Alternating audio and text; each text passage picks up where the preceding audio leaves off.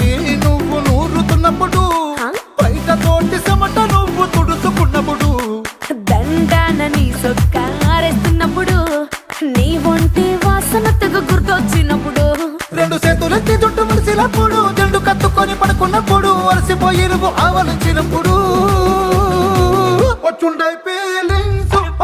feelings వచ్చి వచ్చి చంపేస్తు